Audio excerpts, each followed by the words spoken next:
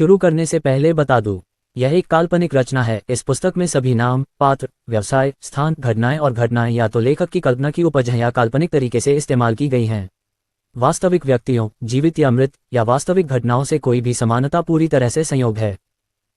191 royal बान palace. तूफान आने वाला था। उत्तर दिशा से आते हुए आसमान में काले बादल छा गए। तेज हवाओं के साथ आए ये घने बादल जमीन पर उदास होकर बरसने लगे, और एक पल के लिए सब कुछ देर के लिए थम गया, जैसे हवा ने भी चुपचाप अपनी सांस रोक ली हो। बिजली चमकी और अंधेरे क्षितिज को चीरते हुए सड़कों पर तुरंत उजाला हो गया, और बिजली के बाद धीरे धीरे आसमान से एक तेज गड़गड़ाहट की आवाज आई। डीडी पाव। अभी सुबह के 11 बजे थे, फिर भी आसमान काला, गीला और कोहरा भरा था। वह कहाँ है? मेरे राजा, मेरे राजा। तीसरी रानी ने खुद को फिर से अपने कक्षों में बंद कर लिया है। एलेक्स बान ने लकड़ी के दरवाजे पर जोर से मारा, जिससे वह तुरंत खुल गया। यह महिला निश्चित रूप से जानती थी कि उसे कैसे परेशान करना है। कमरे में एक थकी हुई लेकिन नाजुक नंगे पांव महिला बैठी थी, जो कपड़ों और टूटे हुए आभूषणों के ढेर के चारों ओर फर्श पर बैठी थी। डीडीडीपी पॉव। बिजली की चमक ने महिला के साइड फ्रेम को रोशन कर दिया, जिससे एक डरावनी सी शक्ल बन गई। और जब गड़गड़ाहट गूंजी तो एलेक्स के पीछे खड़ी नौकरानियां डर गईं। इस समय महिला दोषियों की आत्माओं को लेने के लिए यहाँ एक प्रतिशोधी भूत की तरह लग रही थी। तुम कब तक इस तरह से व्यवहार करोगे? एलेक्स ने अपने चेहरे पर घृणा के भाव के साथ पूछा। उनकी बेटी जैनेट को गुजरे 6 महीने हो चुके हैं, और तब से वह उसके साथ कोई हरकत नहीं कर पाया है। उनकी पत्नियों में वह अकेली थी जिसने अपनी सुडौल काया और युवा चमक को बनाए रखा था, इसलिए वह अकेली थी जिसने उसे पूरी तरह से खुश किया था। बेशक महल के आसपास कई वेश्याएं और सेक्स वर्कर थीं, लेकिन सिर्फ वही जानती थी कि अपनी जीभ से यह काम कैसे करना है, इसलिए उसके पास उसे शांत करने और उम्मीद करने के अलावा कोई विकल्प नहीं था कि वह मूड में होगी। उसने मन बना लिया था कि अगर अगले महीने तक वह तैयार नहीं हुई तो वह उसे एक कमरे में बंद कर देगा और उसे अपनी पत्नी के कर्तव्यों को निभाने के लिए मजबूर करेगा। बॉस कौन था? वह था बस वही, वह आदमी था, और उसने उसे अपने परिवार में शादी करके लाया था, न कि इसके विपरीत। उसे इस बात से वाकई गुस्सा आ रहा था कि उसे लाड़ प्यार करना पड़ रहा था, एकमात्र तीसरी पत्नी, सिर्फ आनंद के लिए। औरतें, सच कहा जाए तो उसे अपनी बेटी के मरने पर कोई दुख या गुस्सा नहीं था। आखिरकार औरतें उसके लिए वास्तव में महत्वपूर्ण नहीं थीं। वह अपने बेटों से प्यार करने लगा था, लेकिन उसकी बेटियां एक अलग मामला थीं।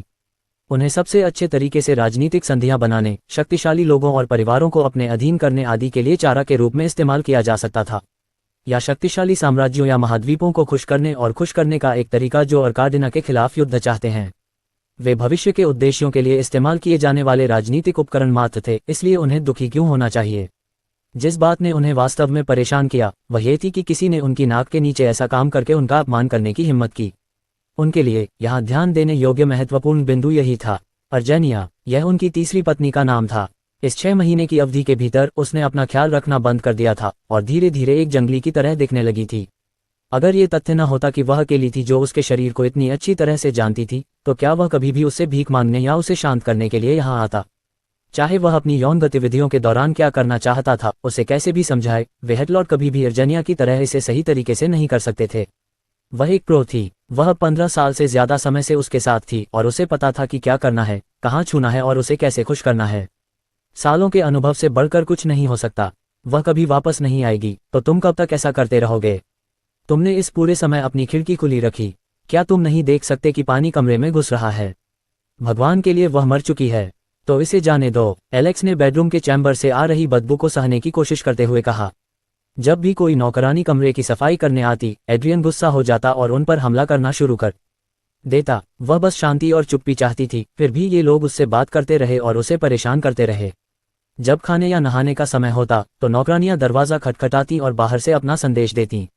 चाहे कुछ भी हो, उसने उन्हें अपने चैम्बर में कदम रखने से मना कर दिया था। वह अपने स्थान पर किसी को नहीं चाहती थी। बस। अर्जेनिया ने गुस्से से एलेक्स को घूरा, उसका शरीर गुस्से से कांप रहा था। मर गया, जाने दो। कभी नहीं। क्या जैनेट भी उसकी बेटी नहीं थी? वह इतना निर्दयी कैसे हो सकता है? वह जानती थी कि वह वास्तव में क्या चाहता है। इतने सालों तक साथ रहने के बाद वह कैसे नहीं जान सकती थी कि उसका दिमाग कैसे काम करता है। उसकी नज़र में वह सच में एक कमीना था। पिछले कुछ महीनों में उसने अपराधी को खोजने के लिए पूरे शहर को उलट-पुलट कर दिया था, और उसने अपने आदमियों को अलग अलग शहरों, कस्बों और यहाँ तक कि गांवों में भी भेजा था, ताकि वे देख सके कि क्या वे अपराधी को ढूंढ सकते हैं, लेकिन अभी तक कोई नहीं मिला था। 6 महीने तक चक्कर काटते रहे, लेकिन अभी तक कोई अपराधी नहीं मिला, और इस कमीने ने उसे यह कहने की हिम्मत की कि उसे जाने दो।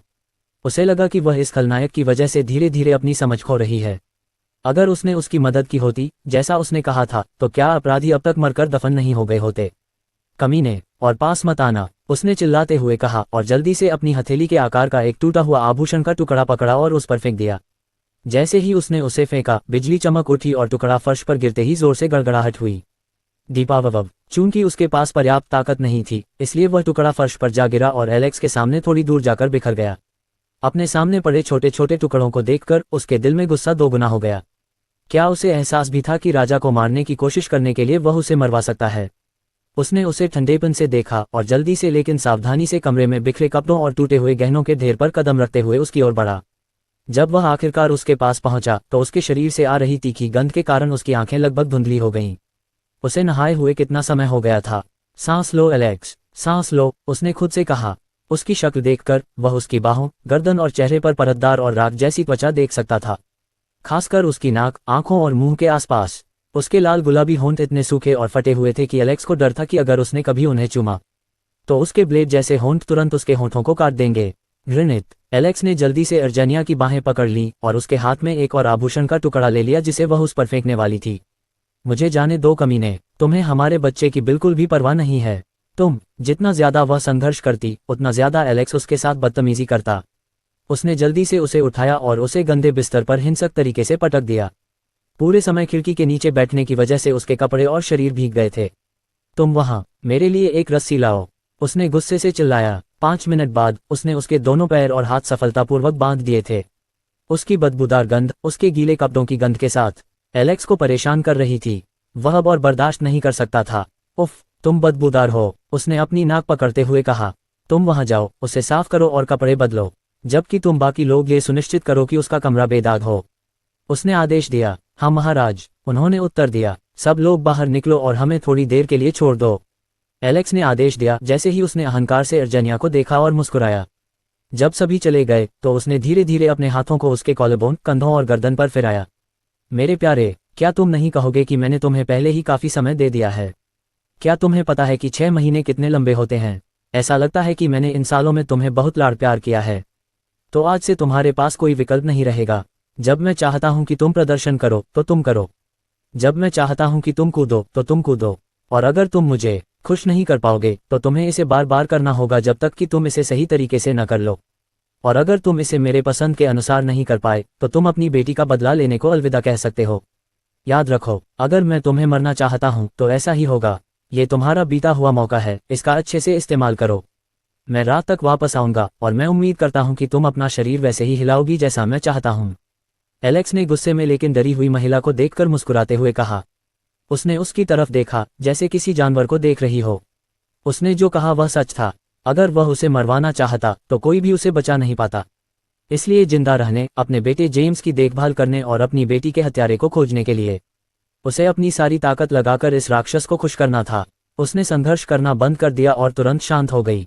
ये देखकर कि उसने सब कुछ सोच लिया है, एलेक्स ने बिना किसी जल्दबाजी के रस्सियां खोल दी और उसे चेतावनी भरी नजर से देखा। तुम्हें पता है कि इसके बाद क्या करना है, इसलिए मुझे निराश मत करना। आज रात मिलते हैं मेरी प्यारी। ये कहकर वह उसे दूसरी नजर डाले बिना ही चला गया। उसने गुस्से में अपने नाखूनों को बिस्तर पर गड़ा दिया। वह सांस नहीं ले पा रही थी क्योंकि उसका दिल बहुत गुस्से से उसकी पसलियों के खिलाफ जोर से धड़क रहा था। वह चीखना चाहती थी और अपने कमरे में जो चीजें पहले से टूटी नहीं थीं उन्हें नुकसान पहुंचाना चाहती थी, लेकिन वह जानती थी कि अगर वह चिल्लाया तो नौकरानियां उसे सुन सकती हैं और उस कमीने को वापस रिपोर्ट कर सकती हैं। धैर्य, फिलहाल उसके लिए एक विनम्र पत्नी की तरह व्यवहार करना और चुपचाप इंतजार करना सबसे अच्छा था। और बस ऐसे ही एलेक्स ने अनजाने में अपनी सूची में एक और दुश्मन जोड़ लिया था। अर्जेनिया ने कसम खाई कि यह शर्मिंदगी और नाराजगी एलेक्स को 10 गुना वापस देगी। उसने उसे मारने की धमकी दी। बस तुम इंतजार करो, उसने सोचा। नौकरानियां जल्दी से कमरे में आईं और चुपचाप वही किया जो उन्हें करने के लिए कहा गया था। उन्होंने उसे 2 मीटर चौड़े गोलाकार मछली तालाब के आकार के बाथटब में ले जाया और धीरे से उसकी त्वचा को साफ किया। साथ ही उसके उलझे हुए बालों को सावधानी से सुलझाया और कंघी की। क्योंकि बाहर तेज बारिश हो रही थी, नौकरानियों ने नहाने के पानी को उबाल दिया ताकि वह गर्म रहे, कहीं उनके मालिक को सर्दी न लग जाए। 3 घंटे की स्किन केयर और हेयर केयर के बाद वह अपने बेडरूम के चैम्बर में वापस चली गई जो अब बेदाग था। एक बार जब उन्होंने उसे कपड़े पहना दिए तो वह अपने बिस्तर की ओर चली गई और सभी को जाने के लिए कहा। उसे सोचने के लिए एक पल की जरूरत थी। अपने जीवन में पहली बार वह एक कैदी की तरह महसूस कर रही थी। ये कितना विडंबनापूर्ण था कि इतने सालों के प्यार और वफादारी के बाद उस कमीने ने उसके साथ ऐसा व्यवहार करने का फैसला किया था।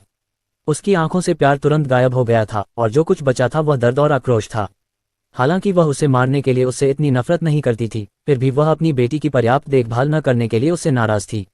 उसने पलटकर अपने हाथों को तकिए के नीचे रखा और वह दंग रह गई। उसने जल्दी से अपना तकिया उठाया और वहां एक लुढ़का हुआ पत्र देखा। इसे वहां किसने रखा होगा? क्या यह एलेक था? क्या यह उसका बेटा था? उसके दिमाग में तुरंत कई सवाल उठे। वह धीरे से उठी और लाल रंग की रस्सियों को खींचा जिनका इस्तेमाल मुड़े हुए पत्र को बांधने के लिए किया गया था। मुझे पता है कि आपकी बेटी को किसने मारा है। अगर आप वाकई अपराधियों को जानना चाहते हैं तो कल शाम 6 बजे वैनिगार्ड टैवन में आएं। जब आप पहुंचे तो कमरा 7 में चेक इन करें और दीवार के शीशे को धीरे से एक तरफ कर दें और वहां चुपचाप और धैर्यपूर्वक प्रतीक्षा करें। अपराधी अगले कमरे में होंगे। ओह, और आप मुझे मास्टर जी पी कह सकते हैं। PS, जब आप इसे पढ़ लें तो इस नोट को नष्ट कर दें। अर्जेनिया ने चौंक कर नोट को देखा। उसके हाथ थोड़े कांप रहे थे। उसका पहला विचार यह था कि यह एक जाल था। क्या होगा अगर यह मास्टर जी पी ही उसकी बेटी को मारने के लिए जिम्मेदार था? क्या वह सिर्फ उसके हाथों में खेल नहीं रही होगी? उस आदमी ने उसके तकिए के नीचे से पत्र निकालने का तरीका ढूंढ लिया था। तो क्या वह सबसे उपयुक्त संदिग्ध नहीं होगा? एक व्यक्ति जो भारी सुरक्षा वाले महल में सामान को अंदर बाहर ले जा सकता है निश्चित रूप से एक शक्तिशाली और खतरनाक आदमी होगा। उसकी बेटी भी इसी तरह मर गई थी और कोई भी उसका पता नहीं लगा पाया। तो वह ऐसे रहस्यमय व्यक्ति पर कैसे भरोसा कर सकती थी? फिर से, अगर यह वास्तव में एक जाल था तो क्या वह अभी मर नहीं गई होती? आखिरकार वह उसके खाने में जहर मिला सकता था या चुपचाप उसे मारने के लिए अपने आदमियों को भी भेज सकता था। लेकिन उसने ऐसा नहीं किया। इतने सारे लोग तो अपराधी थे ही नहीं, और अगर उस पर वाकई भरोसा किया जा सकता था तो वह उसे अपराधी क्यों दिखाएगा? कोई भी मुफ्त में कुछ नहीं करेगा या कुछ नहीं कहेगा। क्या ये मास्टर जी पी उसकी बेटी के हत्यारे का दुश्मन था? क्या इसलिए वह उसे बताना चाहता था? अगर ऐसा था तो ऐसा लगता था कि वह चाहता था कि वह और दुश्मन मौत तक लड़ें। लेकिन फिर भी उसे कोई आपत्ति नहीं थी। जैनेट के हत्यारे को मरना ही था और यह एक सच्चाई थी। अर्जेनिया उलझन में थी कि क्या करे, जाए या न जाए, यही सवाल था। कुछ देर सोचने के बाद उसने जाने का फैसला किया। भाड़ में जाए, यह उसकी बेटी के हत्यारे को खोजने का पहला सुराग था, इसलिए जोखिम उठाना निश्चित रूप से इसके लायक था। क्या वह अपने उस कमीने पति पर भरोसा कर सकती थी? नहीं, उसे सारे कदम खुद उठाने थे। अभी एकमात्र चीज जिसके बारे में वह वास्तव में उत्सुक थी वह थी उसके मुखबिर की पहचान। आखिर यह मास्टर जी पी कौन था? 193। अगले दिन अर्जेनिया ने अपने हाथों को अपने सिर पर फैलाया और नाराजगी से कराह उठी। ये दोपहर के 3:15 बजे थे और वह अभी जागी थी। पूरी रात और सुबह के शुरुआती हिस्से तक वह उस आवारा को खुश करती रही। हर बार जब वह सो जाती तो वह उसे 2 घंटे बाद जगाता और उसके साथ ये थकाऊ वयस्क अभ्यास जारी रखता। जब वह सुबह 9 बजे चला गया तो उसे लगा कि उसके पूर्वजों को आखिरकार उसके बेचारे शरीर पर दया आ गई है। उसका निचला शरीर दर्द से कराह रहा था, क्योंकि ज्यादातर समय वह उस समय मूड में नहीं थी जब वह जानवर उसके अंदर घुसा था। वह अपने बिस्तर पर साथ ही अपनी जांघों के आसपास खून के धब्बे देख सकती थी। वह बदमाश वास्तव में जबरदस्ती घुस आया था। शुक्र है कि जाने से पहले उसने उससे कहा था कि आज उसका आराम का दिन होगा और कल रात वे वहीं से आगे बढ़ेंगे जहां से वे रुके थे। हे भगवान, क्या समय हो गया है, उसने सोचा जब वह बाहर उदास आसमान को देख रही थी। हालांकि बारिश नहीं हो रही थी, हवा ठंडी और तेज थी और सूरज अभी भी बादलों से छिपा हुआ था। अर्जेनिया जल्दी से बिस्तर से उठी और अपनी नौकरानियों की तलाश में भाग गई। चूंकि उसने शाम 6 बजे तक शराबखाने में पहुंचने का फैसला किया था तो वह देर से आने की हिम्मत कैसे कर सकती थी। उसे साफ सफाई करके लगभग 5:30 बजे वहां पहुंचना था। ऐसी परिस्थितियों के लिए किसी के लिए जल्दी आना सबसे अच्छा था, क्योंकि कोई कभी नहीं जान सकता था कि कोई अप्रत्याशित परिस्थिति आ सकती है। अब एकमात्र समस्या एलेक्स की सुरक्षा को दरकिनार करना था। उसने विशेष रूप से कहा था कि उसे आराम करने की जरूरत है, इसलिए अगर उसे पता चला कि उसके पास चलने के लिए पर्याप्त ऊर्जा है तो वह उसे फिर कभी आराम करने नहीं देगा। सफाई करने से पहले उसने तुरंत अपने सबसे भरोसेमंद शूरवीर बेनवोलियो के लिए एक पत्र लिखा। रानी बनने से पहले बेनवोलियो उसके साथ था। उसे और कई अन्य गार्डों को उसके पिता ने एलेक्स से खुद को बचाने के लिए दिया था अगर उसके साथ कुछ बुरा हुआ। जब उसका काम खत्म हो गया तो वह जल्दी से अपने दर्शकों के कमरे में गई और बेनवोलियो को बुलाया। मेरी रानी, बेनवोलियो ने घुटनों के बल झुककर कहा। उस आदमी के नीले बाल, बैंगनी आंखें और सुंदर चेहरा उसे बेहद मिलनसार बनाता था, जो आमतौर पर उसके आसपास के लोगों को धोखा देता था। ज्यादातर लोग जिन्होंने उसे कभी लड़ते नहीं देखा था उन्हें लगा कि वह कमजोर और विनम्र है, लेकिन जब वह मुस्कुराया तो ज्यादातर लोग डर से चीख पड़े। उसकी खौफनाक पागल मुस्कान, साथ ही उसके दुश्मनों पर छोड़े गए अनगिनत निशान और चोटें लोगों को चीखने पर मजबूर कर देती थीं। जब वह लड़ता था तो वह मुस्कुराता और हंसता था, जबकि वह अपने दुश्मन के खून को अपने चेहरे या हाथों से चाटता था। इससे उसकी लड़ाई देखने वाले लोग डर जाते थे, इसलिए उसका उपनाम लाफिंग मैनियाक रखा गया। ईमानदारी से धरती पर वापस आने वाले लोग इस आदमी को हंटर एक्स हंटर में हिसोका से आसानी से जोड़ सकते हैं। उनकी पीली त्वचा और खौफनाक मुस्कान ने सचमुच सभी को डरा दिया। वास्तव में इन दोनों के बीच एकमात्र अंतर उनकी पोशाक, आंखों का रंग और बालों का रंग था। उनके व्यक्तित्व एक जैसे थे। तुम उठ सकते हो, मैंने तुम्हें अपनी बेटी के हत्यारे की तलाश में यहाँ बुलाया है।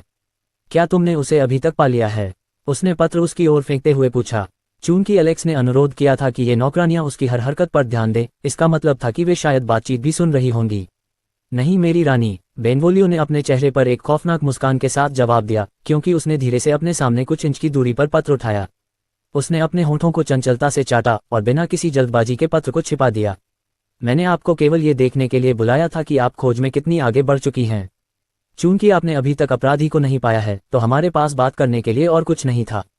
आप बर्खास्त हैं। इसके साथ बेनवोलियो ने बिना किसी जल्दबाजी के उसे झुकाया, उसे आंख मारी और मुस्कुराते हुए चली गई। उसे देखते हुए वह खुद को असहाय महसूस कर रही थी। ईमानदारी से उसके साथ बिताए गए पूरे समय के दौरान वह कभी भी पूरी तरह से समझ नहीं पाई कि उस आदमी का सौदा क्या था। शुरू में तो वह उसे सचमुच डराता था, लेकिन कई सालों की पूरी वफादारी के बाद वह इस नतीजे पर पहुंच गई थी कि वह एक पागल व्यक्ति है। उसके चले जाने के बाद उसने जल्दी से अपनी नौकरानियों को बुलाया, साफ सफाई की और फिर शाही प्रार्थना कक्ष में जाने का बहाना बनाया। उसने उनसे कहा कि वह स्वर्ग में अपनी बेटी के भाग्य के लिए प्रार्थना करना चाहती है। मेरी रानी, क्या आप चाहती हैं कि हम भी आपके साथ प्रार्थना करें? उसकी एक नौकरानी ने पूछा। नहीं, मुझे अकेले समय चाहिए, इसलिए मैं 3 घंटे बाद ही बाहर आऊंगी, उसने जवाब दिया। आमतौर पर प्रार्थना घर या मंदिर में घंटों बिताना कोई अजीब बात नहीं थी। अगर कोई चाहता है कि उसके प्रियजनों की आत्मा स्वर्ग में सौभाग्य प्राप्त करे, तो उसे मंदिर में बैठकर आध्यात्मिक पत्थरों को चमकाना होगा। ये पत्थर सिर्फ सफेद कंकड़ थे जो तटीय तटों पर पाए जाते थे। अगर किसी के प्रियजन ने 20 पाप किए हैं जिनके बारे में उन्हें पता है, तो 20 कंकड़ चमकाने के लिए पर्याप्त होंगे। उदाहरण के लिए, अगर एड्रियन को लगता है कि उसकी बेटी ने अपने पूरे जीवन काल में 12 बार पाप किए हैं, तो 12 पत्थरों को चमकाया जाएगा। लेकिन आमतौर पर कोई व्यक्ति जितना संभव हो सके उतने पत्थरों को चमका सकता है, ताकि अगर उसके प्रियजन ने उससे ज्यादा पाप किए हों जिसके बारे में उसे पता हो। सफेद कंकड़ पवित्रता के संकेत के रूप में इस्तेमाल किए जाते थे और मृतकों की आत्माओं को शुद्ध करने के लिए इस्तेमाल किए जाते थे। एक बार जब पत्थरों को चमका दिया जाता था तो उन्हें आग में फेंक दिया जाता था, और जब तक उनका बाहरी रूप काला नहीं हो जाता था, ऐसा माना जाता था कि मृतकों के लिए प्रार्थना के दौरान जैसे जैसे जलने की प्रक्रिया जारी रहती थी, मृतकों की आत्मा कंकड़ की पवित्रता को अवशोषित कर लेती थी, और बदले में पत्थर का कालापन दिखाता था कि आत्मा के पाप कंकड़ द्वारा अवशोषित हो गए थे। माना जाता था कि सफेद कंकड़ दुनिया के लिए एक प्राकृतिक हर्टफिलियन आशीर्वाद है, इसलिए उनका इस्तेमाल किया जाता था। एक बार जब उसकी नौकरानियां चली गईं, तो वह जल्दी से प्रार्थना प्रांगण के पिछवाड़े की ओर चली गई और संदेह से बाएं और दाएं देखने लगी। बेनवोलियो, बाहर आओ, तुमने मेरी रानी को बुलाया, उसने जवाब दिया जैसे ही वह एक बड़े लकड़ी के बैरल से बाहर निकला। फ्लिक और रॉन कहाँ हैं? यहाँ मेरी रानी, 2 अन्य लोगों ने कहा, जो जलाओ लकड़ी के एक बड़े ढेर के पीछे से कूद पड़े। अच्छा, अब जब आप सभी यहाँ हैं तो चलो भाग चलें, लेकिन पहले मैंने जो कपड़े मांगे थे वे कहाँ हैं? अर्जेनिया ने पूछा। ये रहे मेरी रानी, बेनवोलियो ने एक बैग उसकी ओर बढ़ाते हुए कहा। वह जल्दी से आंगन के खाली कमरों में से एक में गई और कपड़े बदले। उसने अपने चमकीले कपड़े बदले थे और अब बोरी जैसे पुरुष किसान के कपड़े पहने हुए थी, जो सस्ते पुरुष जूते भी थे। उसने अपने बालों को भी एक आदमी की तरह बांधा था और पोशाक के साथ एक सस्ता मुखौटा पहनना चुना था। जब वह तैयार हो गई तो उसके अधीनस्थों ने प्रार्थना प्रांगण के चारों ओर 2 मीटर की बाड़ पर चढ़ने और कूदने में उसकी सहायता की। दीवार के दूसरी तरफ उसके अन्य अधीनस्थ पहले से ही 2 व्यापारी गाड़ियों के साथ तैयार थे। इससे पहले जब वह खुद को साफ कर रही थी तो उसके अधीनस्थों ने जल्दी से व्यापारी गाड़ियां ली थीं और तुरंत व्यापारी के रूप में महल में आने के लिए अर्जेनिया के नाम और मुहर का इस्तेमाल किया था। उन्होंने दावा किया कि अर्जेनिया ने उन्हें विशेष रूप से उनके गहने और मेकअप उत्पाद लाने के लिए कहा था। वे अब चले जाएंगे इस बहाने की अर्जेनिया प्रार्थना कर रही है, और क्या वह बाद में फिर से ये देखने के लिए आएगी कि क्या वह अभी भी उनसे मिलने के लिए उपलब्ध है। रॉन, तुम पीछे रहो और सुनिश्चित करो कि कोई भी प्रार्थना प्रांगण में न आए। फ्लिक, बेनवोलियो, तुम इस बार मेरे साथ आ रहे हो। महल से भागने के बाद वे जल्दी से वेनिगार्ड टैवन की ओर बढ़ गए। इस मिशन में हुड वाले बेनवोलियो को बात करने का जिम्मा सौंपा गया था। टैवन में शराब की तेज खुशबू और पसीने से लथपथ आदमी भरे हुए थे। लकड़ी की मेजों के चारों ओर आदमी बैठे थे जो अपने प्यालों से छलकने वाली शराब से भीगे हुए थे। कुछ लोग टोस्ट कर रहे थे और हंस रहे थे, जबकि अन्य लोग किनारे पर एक छोटी सी संगठित बार लड़ाई कर रहे थे। कुछ लोग इन लड़ाइयों पर जुआ खेल रहे थे, जबकि अन्य लोग पास से गुजरने वाली सेवा करने वाली महिलाओं के नितंबों पर थप्पड़ मार रहे थे। कुछ लोग इन सेवा करने वाली लड़कियों के साथ मस्ती करने के लिए ऊपर की ओर जा रहे थे, जबकि अन्य अपनी पैंट को ऊपर उठाते हुए नीचे की ओर जा रहे थे। तीनों लोग सावधानी से फ्रंट डेस्क के करीब चले गए, क्योंकि वे अपने आसपास हो रही सारी अराजकता से बचने की कोशिश कर रहे थे। जैसे जैसे वे आगे बढ़ते, नौकरानियां उन्हें आकर्षक ढंग से पुकारतीं। अरे हैंडसम, क्या तुम माँ के साथ अच्छा समय बिताना चाहते हो? ओ, मुझे रहस्यमयी पुरुष पसंद हैं। क्यों ना मैं तुम्हें दिखाऊं कि मैं भी कितना रहस्यमयी हो सकता हूँ।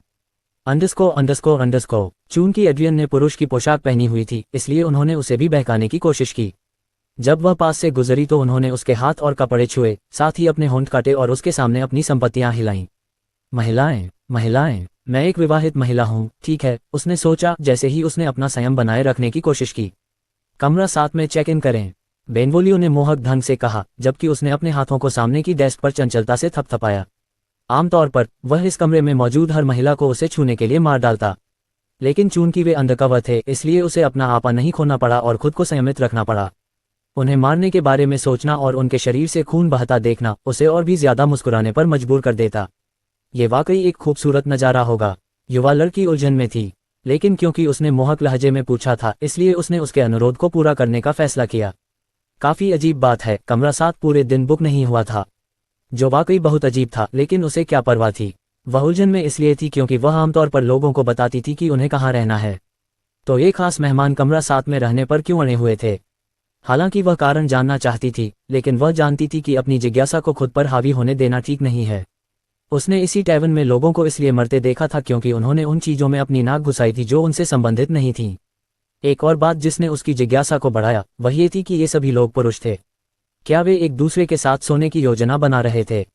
अगर ऐसा है तो इससे ये पता चलता है कि वे महिलाओं से क्यों दूर हो गए थे। आखिरकार पुरुषों का पुरुषों के साथ सोना बहुत आम बात थी, खासकर उन शूरवीरों का जो सालों साल किसी महिला के स्वाद से दूर रहते थे। अब समझ में आया, फ्रंट डेस्क की लड़की ने सोचा, क्योंकि उसने खुद को यह समझाने की कोशिश की कि ऐसा नहीं था कि वह या कोई भी दूसरी लड़की बदसूरत थी, बल्कि ऐसा था कि उन 3 पुरुषों को महिलाओं के बजाय पुरुषों का स्पर्श ज्यादा पसंद था। वह इस तथ्य को और कैसे समझा सकती थी कि 3 पूर्ण विकसित पुरुष उन हॉट महिलाओं के साथ सोने का मौका छोड़ देंगे जो खुद को उनके सामने पेश कर रही थी। यही तो होना चाहिए। उन्हें पुरुष पसंद थे। जब फ्रंट डेस्क की लड़की अपने खुद के सिद्धांत बना रही थी, तब कथित समलैंगिक तिकड़ी ने कमरे में प्रवेश किया था और तुरंत कमरे के बाईं ओर बड़े चांदी के दर्पण की ओर चली गई थी। जाहिर है, ये दर्पण यहाँ इसलिए रखा गया था ताकि वे पुरुष अपनी महिला की हरकतों को पीछे से भी देख सकें, ताकि उनका आनंद बढ़ सके। बेनवोलियो, फ्लिक, धीरे से आईने को दीवार से दूर उठाओ। पुरुषों ने सिर हिलाया और जैसा उन्हें बताया गया था वैसा ही किया। जिस जगह को आईने ने बंद कर रखा था उसमें कुछ छोटे छोटे छेद थे जिन्हें दूर से देखना मुश्किल था, सिवाय एक के जो उनके ठीक सामने खड़ा था। इन छेदों की स्थिति के आधार पर यह कहना सुरक्षित था कि वे उन सभी चीजों को सुन पाएंगे जो उन अगले दरवाजे से आ रही हैं, बशर्ते वे बिस्तर पर हों। छेदों से कोई उनके ठीक नीचे बिस्तर की चादरें देख सकता था। इसका मतलब है कि ये छेद बिस्तर के ऊपरी फ्रेम की सामने की दीवार पर रखे गए थे। समय तेजी से बीत गया और उन्हें जल्द ही अगले दरवाजे से आवाजें सुनाई देने लगीं। बेबी, मुझे तुम्हारी याद आ रही है, कैरी ने एंथनी के पीछे दरवाजा बंद करते हुए कहा। दूसरी तरफ एड्रियन उन्हें स्पष्ट रूप से नहीं देख पा रहा था और उन्हें केवल थोड़ा बहुत सुनाई दे रहा था क्योंकि वे बिस्तर से कुछ दूर थे। लेकिन जब वे बिस्तर पर चढ़े तो उसे तुरंत पता चल गया कि ये आवाजें किसकी हैं। उसने अपना गुस्सा शांत करने की कोशिश की और सांस अंदर बाहर की। अपनी बहन के मंगेतर के साथ सो रही हो, कितना अच्छा बच्चा है, उसने सोचा, और वह उनकी बातचीत सुनती रही। बेबी, हमें कब तक सिर्फ साथ रहने का दिखावा करते रहना होगा? एंथनी ने पूछा। तुम्हें पता है कि मैं किसी भी चीज से ज्यादा तुम्हारे साथ रहना चाहता हूँ, लेकिन उस कुतिया की माँ अभी भी अपनी बेटी के हत्यारे की तलाश कर रही है। अगर हम साथ में मिलते हैं तो क्या उसे तुरंत हम पर शक नहीं होगा? भले ही उसने उस वेश्या जैनेट को मार दिया हो, फिर भी मुझे लगता है कि हमें फिलहाल चुप रहना चाहिए। लेकिन चिंता मत करो, मैंने सुना है कि मेरे पिता ने उस बूढ़ी डायन को महल के अंदर ताला लगाकर रखने का आदेश दिया है। कैरी ने एंथनी की पीठ पर अपने हाथों को मोहक तरीके से फिराते हुए कहा। दीवार के दूसरी तरफ अर्जेनिया लगभग पागल हो गई जब उसने आखिरकार पुष्टि की कि इस बेशर्म जोड़े ने उसकी प्यारी बेटी को मार डाला है। उसने खुद को शांत किया और उनकी बातें सुनना जारी रखा। सच है, लेकिन हम अपने रिश्ते को कैसे पेश करें? एंथनी ने पूछा। हे, मैंने पहले ही इस बारे में सोच लिया है।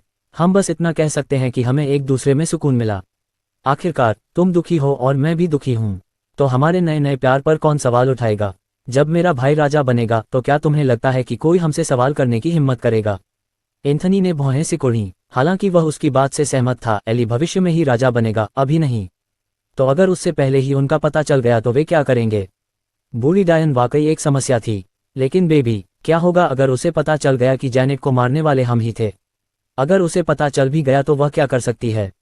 वह एक खूनी कैदी है जिसका जीवन पूरी तरह से मेरे पिता पर निर्भर है। अगर वह मुझे मारने की कोशिश करती है तो पिता निश्चित रूप से उसे जाने नहीं देंगे। क्या तुम जानते हो क्यों? कैरी ने मुस्कुराते हुए पूछा। एंथनी ने अपनी भौहें सिकुड़ी और अपना सिर हिलाया। जब जैनेट की मृत्यु हुई तो एलेक्स ने अपराधी की तलाश सिर्फ 2 सप्ताह तक की। पूरे शहर को जलाकर अपने दुश्मनों को दिखाने के लिए अपनी शक्ति और ताकत का प्रदर्शन करने से पहले। तो कैरी की स्थिति अलग क्यों होगी? ये भाई की वजह से है। भाई को खुश करने के लिए पिता शायद भाई के लिए अपने नंगे हाथों से बूढ़ी डायन और उसके पूरे परिवार को मार डालेगा। यह आसान है। बूढ़ी डायन ने एक बेकार बेटे को जन्म दिया, जबकि मां ने भावी राजा को जन्म दिया। दीवार के दूसरी तरफ अर्जेनिया ने भौहें सिकुड़ी। लड़की ने जो कहा वह सच था। भले ही वह बदला लेना चाहती थी, लेकिन अगर यह हेली के हितों के साथ टकराव करता तो एलेक्स कभी उसका समर्थन नहीं करता। और अगर वह कभी मामले की गहराई से जांच करता और उसे दोषी पाता तो उसके बूढ़े पिता, माँ, भाई और बहनें, साथ ही उनके परिवार सभी मारे जाएंगे। आज का खुलासा वाकई चौंकाने वाला था, लेकिन चूंकि उसने अपनी बेटी के हत्यारों को मारने का मन बना लिया था, इसलिए बेशर्म जोड़े को मरना ही था। एड्रियन ने कैरी की तरफ खास तौर पर देखा और ठंडी मुस्कान बिखेरी। अच्छा बच्चा, यहाँ आंटी तुम्हारे साथ थोड़ी देर और यह खेल खेलेंगी। 195 Riverdale City. Major general Mark और उनके साथी इस समय गुप्तचर थे। महामहिम ने उन्हें रिवरडेल सिटी में खुफिया जानकारी एकत्र करने का काम सौंपा था। इस मिशन के लिए वह अपनी गर्लफ्रेंड एवा को साथ लेकर आए थे, साथ ही 5 अन्य पुरुषों और महिलाओं को भी। शुरू में उन्होंने उसे साथ ले जाने की योजना नहीं बनाई थी, लेकिन जब उन्होंने कहा कि वह 3 महीने के लिए बाहर रहेंगे तो उन्होंने तुरंत इस मिशन पर उनके साथ आने पर जोर दिया। वह भी उत्साहित थी क्योंकि यह पहली बार था जब वह गुप्तचर एजेंट बनने जा रही थी। कितना रोमांचक! जाने से पहले सभी को उनकी पहचान के बारे में जानकारी दी गई थी। मार्क और एवा नवविवाहित किसान थे जो 4 शहरों दूर चुसा गांव से यहां आए थे। उनके गांव को डाकुओं ने जला दिया और लूट लिया, इसलिए उनके पास भागने के अलावा कोई विकल्प नहीं था। और तब से वे खानाबदोशों की तरह शहर दर शहर भटक रहे थे। जहां तक उसके अन्य पुरुष साथियों का सवाल है, उन्हें मार्क के भाइयों की पहचान लेनी थी, जो अपनी पत्नियों के साथ मार्क के साथ यात्रा कर चुके थे। उन्हें बसे हुए 3 सप्ताह हो चुके थे और अभी पुरुषों ने खेतों में सफलतापूर्वक काम पा लिया था, जबकि महिलाएं कपड़े धोने में मदद करने के लिए सराय में रुकी हुई थीं। जब वे पहली बार आए थे तो उन्होंने सराय के मालिक से मेहमानों के लिए कपड़े धोने वाली नौकरानियों के रूप में महिलाओं को काम पर रखने की विनती की थी। ये जानकारी हासिल करने का एक शानदार तरीका था, क्योंकि सराय के भूतल पर एक बार था। जब बार होता था तो वे निश्चित रूप से नशे में धुत लोग होते थे जो शहर में होने वाली घटनाओं के बारे में बात करते थे। उन्हें अभी गपशप की जरूरत थी।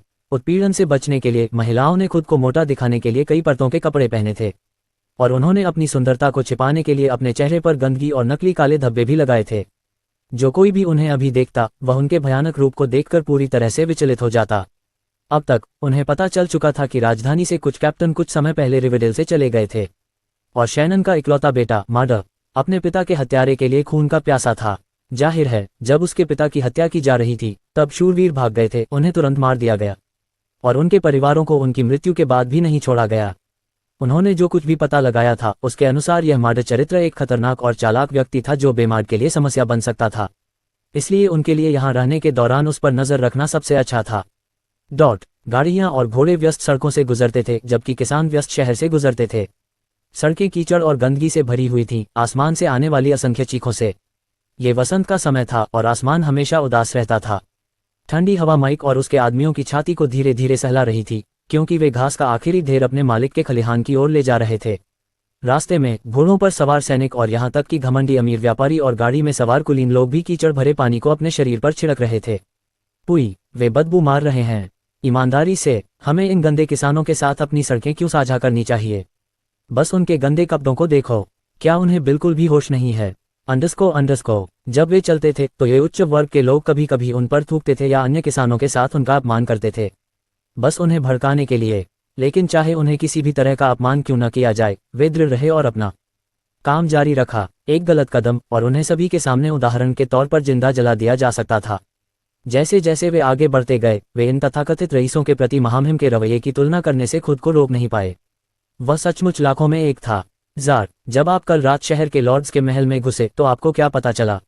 माजो, मेरा मतलब है मार्क, ऐसा लगता है कि यह मर्डर आदमी अपने कुछ भरोसेमंद अधीनस्थों को उमर सिटी की ओर भेजने की योजना बना रहा है, जो सिर्फ 3 शहर दूर है। जाहिर है, वह मानता है कि शैनन की हत्या वहीं हुई थी, इसलिए वह व्यक्तिगत रूप से गुप्त रूप से जांच करने के लिए वहां जा रहा है। वास्तव में ऐसी कई चीजें थीं जिन्होंने मार्क को हैरान कर दिया था। बचे हुए लोगों ने इस तथ्य के बारे में क्यों नहीं कबूल किया कि शैनन की मौत के लिए बेमार्क जिम्मेदार था? क्या वे उस समय के हमले से डर गए थे कि उन्होंने अपने दिमाग में अपनी कहानियां गढ़ ली थीं? चाहे उसने इसे कैसे भी देखा हो, कुछ तो समझ में नहीं आया। अच्छा, बशर्ते वे बदला लेने के लिए बेमार्क की ओर न देख रहे हों तो उसे कोई परेशानी नहीं होगी। और मर्डर के बारे में क्या? इस दौरान वह क्या करेगा? उसने कहा कि वह फिलहाल और अधिक सेना भर्ती करना और बनाना चाहेगा। मेरे हिसाब से उसके पिता के 90% से अधिक सैनिकों को हमने नष्ट कर दिया था। इसलिए हालांकि उसके पास अपनी सेना थी, फिर भी एक शक्तिशाली दुश्मन का सामना करने पर यह कुछ भी नहीं होगा। मुझे लगता है कि वह फिलहाल शांत रहने और नम्र व्यवहार करने की योजना बना रहा है। ये भी अच्छा है। हमें ये सुनिश्चित करने की आवश्यकता है कि कोई भी दुश्मन हमारी जानकारी के बिना बेमार्क की ओर न बढ़े। मार्क ने कहा, बेमार्क की ओर जाने वाली सड़क पर नजर रखने के लिए उन सभी ने उस दिशा की ओर मुख किए हुए खेतों पर काम करना चुना था। पहाड़ी खेतों से वे काम करते समय गेट के बाहर की सड़कों को देख सकते थे। खलिहान की ओर चलते हुए पुरुषों ने अपनी चर्चा जारी रखी। जार, होडेन, जब हम सराय में पहुंचेंगे तो तुम दोनों बार में बैठे लोगों के साथ शराब पीने पर ध्यान दोगे। हर छोटी छोटी बात पर ध्यान दो। मैं शहर में होने वाली हर बात जानना चाहता हूँ। सुनते हुए दोनों पुरुषों ने सिर हिलाया। निम्बो, शहर का नक्शा पूरा होने में कितना समय लगेगा? मुझे इसे पूरा करने के लिए 2 और सप्ताह चाहिए माजो। माफ करना मार्क, निम्बो ने जवाब दिया। उनके लिए मार्क को मेजर जनरल मार्क न कहना मुश्किल था। भगवान के लिए वह उनका मेजर और लीडर था।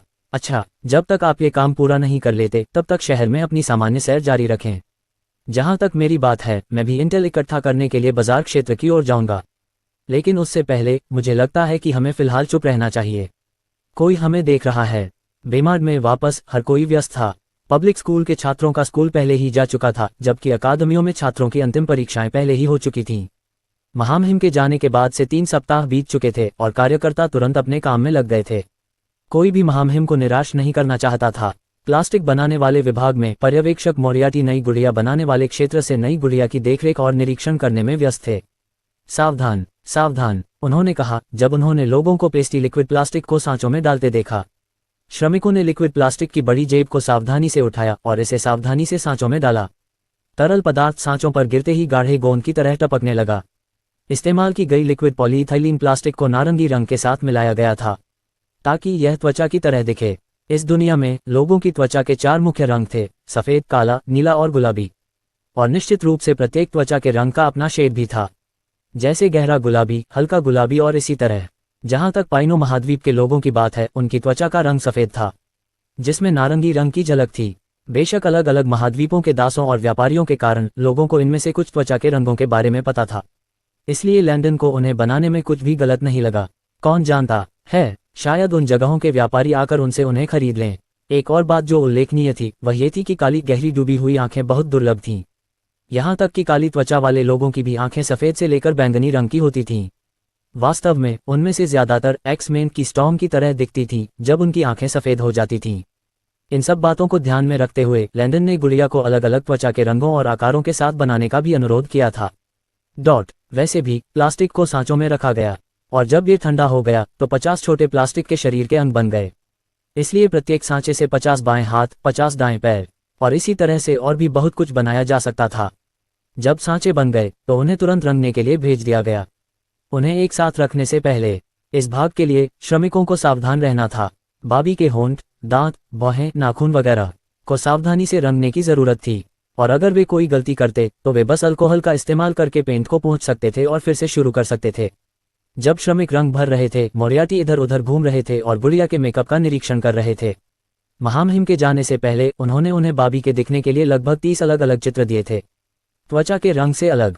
कुछ चित्रों में बाबी ने स्मोकी आई मेकअप किया हुआ था, लंबे पंखों वाला आईलाइनर और गुलाबी होंठ, जबकि अन्य में बाबी ने केवल औसत मेकअप किया हुआ था। संक्षेप में प्रत्येक चित्र में एक अलग पोशाक, मेकअप और सहायक उपकरण थे। लैंडन ने उसे बेमार्क के हर पेशे से जोड़ने की कोशिश की थी। कुछ में वह एक शूरवीर थी, जबकि अन्य में वह एक शिक्षक, वैज्ञानिक, नर्स, डॉक्टर और इसी तरह की थी। मोरियाटी आश्चर्यचकित था कि चित्र कितने स्पष्ट और असली लग रहे थे। यदि महामहिम राजा नहीं होते तो मोरियार्टी को यकीन था कि अब तक वे एक प्रसिद्ध चित्रकार बन चुके होते। पर्यवेक्षक मोरियार्टी, आप इस लुक के बारे में क्या सोचते हैं? यह अच्छा है, लेकिन आईलाइनर विंग को थोड़ा लंबा कर दो। मेरे सुपरवाइजर मोरियार्टी के बारे में क्या ख्याल है?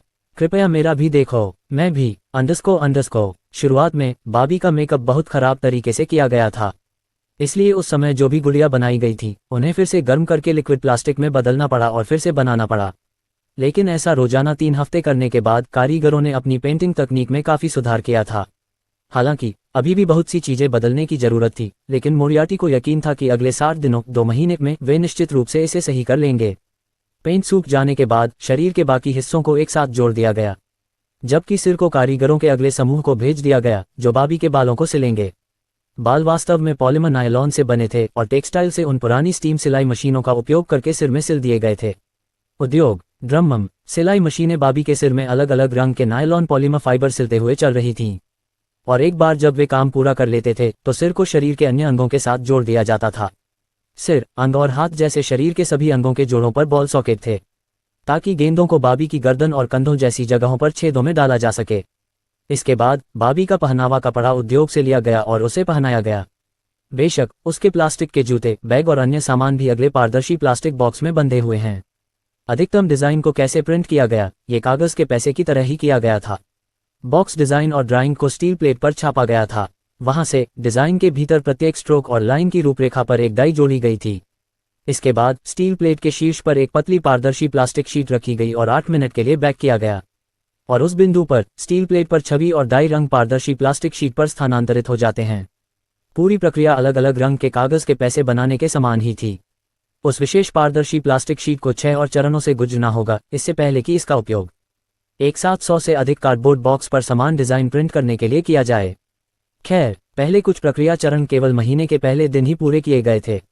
बॉबी के बक्सों के लिए सटीक डिजाइन प्राप्त करने के लिए उन पहले चरणों की आवश्यकता थी, लेकिन एक बार जब उन्होंने सभी 30 डिजाइन प्रकारों के लिए विशिष्ट डिजाइन बना लिए तो उन्होंने तुरंत अलग अलग रंग के बक्सों पर सैकड़ों प्रतियां छापना शुरू कर दिया। महामहिम ने कहा था कि बॉबी के केवल 3 मुख्य बॉक्स रंग हो सकते हैं, गुलाबी, सफेद और लाल। मोरियार्टी ने बॉक्स को अपने हाथ में पकड़ लिया, जिसमें पहले से ही बॉबी और उसके सामान थे। बॉक्स के सामने का 3/4 हिस्सा पारदर्शी प्लास्टिक से बना था, जबकि बॉक्स का बाकी हिस्सा गुलाबी रंग के कार्डबोर्ड बॉक्स से बना था। बॉबी के ज्यादातर उत्पादों का कुछ देर तक निरीक्षण करने के बाद वह स्टोरेज रूम में और भी गुड़िया देखने लगा। इस सेक्टर में 550 कर्मचारी थे जो प्लास्टिक के खिलौने बनाने के प्रभारी थे। उन्होंने वंडर वुमन, मुलान, सुपरमैन और इसी तरह के कई खिलौने बनाए। आमतौर पर प्रत्येक खिलौने में 20 सांचे होते थे जिनसे कम से कम 50 छोटे शरीर के अंग बनाए जा सकते थे। एक दिन में प्रत्येक शिफ्ट में कम से कम 200 लोग मौजूद होते थे, और वे 8 घंटे तक वहां बैठते थे और सैकड़ों प्लास्टिक के खिलौने बनाते थे। इसलिए हर दिन वे दोनों शिफ्ट में कम से कम 600 खिलौने बनाते थे। माना कि 600 का मतलब 50 मुलान खिलौने, 20 सुपरमैन खिलौने और इसी तरह हो सकता है। लेकिन कुल मिलाकर प्रतिदिन 600 खिलौने बनाए जाते थे, और सप्ताह के अंत तक वे आमतौर पर 3000 से अधिक खिलौने बनाते थे। जिस चीज में समय लगता था वह खिलौनों को रंगना था। अगर वे कर्मचारी अधिक कुशल हो जाते तो प्रतिदिन अधिक खिलौने बनाए जा सकते थे। इसलिए जैसे जैसे समय बीतता है ये स्पष्ट है कि उत्पादन भी बढ़ेगा। कुल मिलाकर मोरियार्टी अब तक के परिणामों से खुश थे। ये वास्तव में एक शुरुआती का काम अच्छी तरह से किया गया था। 197 मोमो, जल्दी करो, हमें देर हो जाएगी, लिंडा चिल्लाई जैसे ही वह स्कूल परिसर के भीतर नवनिर्मित भवन की ओर भागी। छोटी मोमो और वह रसायन विज्ञान प्रयोगशाला की ओर जा रहे थे। आज वे रसायन विज्ञान 3 ले रहे थे। अप्रैल की शुरुआत से ही वे 6 मुख्य पाठ्यक्रम ले रहे थे। जीव विज्ञान 1, जीवित जीवों की कक्षाएं। गणित 4, सरल चर गणित जैसे कि एक्स ढूंढना। रसायन विज्ञान 2, रसायन विज्ञान 3, प्रयोगशाला विज्ञान का परिचय। भौतिकी 1, फिनो 4। इनके अलावा उनके पास अन्य मजेदार और रचनात्मक पाठ्यक्रम भी थे जो सप्ताह में एक बार होते थे, जैसे कला और शिल्प 1, नैतिकता और नैतिकता 1, स्वास्थ्य और स्वच्छता 1, साहित्य 1, संगीत 1 और शारीरिक शिक्षा। छात्रों के लिए एक और आश्चर्यजनक बात यह थी कि इस वर्ष स्कूल ने छात्रों के वोटों के आधार पर एक छात्र परिषद निकाय बनाया था। इसके अलावा प्रत्येक कक्षा में एक क्लास मॉनिटर और डिप्टी क्लास मॉनिटर होता था, जिसे कक्षा में शिक्षकों की सहायता करने, कमजोर छात्रों की सहायता करने, रोल कॉल करने आदि का काम सौंपा जाता था। चाहे जो भी हो, 2 नेताओं में से एक महिला और दूसरा पुरुष होना चाहिए। आमतौर पर एक बार पुरुष समूह और महिला समूह दोनों के विजेता सामने आने के बाद छात्र फिर दोनों के बीच वोट करते थे और चुनते थे कि कौन क्लास मॉनिटर या डिप्टी क्लास मॉनिटर होना चाहिए। जीव विज्ञान की कक्षा के लिए छात्रों को मूल बातें सिखाई गईं, जैसे कोशिकाएं, सूक्ष्मजीव, पादप प्रणाली, पशु प्रणाली, अकशेरुकी और कशेरुकी। संक्षेप में उन्हें सभी प्रकार के जीवों के बारे में पढ़ाया गया। बेशक गणित 4 के लिए उन्होंने सरल चर गणित पर ध्यान केंद्रित किया, जैसे 5x = 10 x ज्ञात करें। उस कक्षा में उन्होंने 1 से 2 चर समीकरणों को समझने पर ध्यान केंद्रित किया, जो आमतौर पर रैखिक समीकरण थे। रसायन विज्ञान 2 के लिए छात्र अभी भी प्रतिक्रियाओं, परमाणुओं और इसी तरह की चीजों पर ध्यान केंद्रित करते थे, लेकिन अब कैलकुलेटर के उपयोग के साथ उन्होंने आणविक भार की गणना करना और इसी तरह की चीजें सीखना शुरू कर दिया था।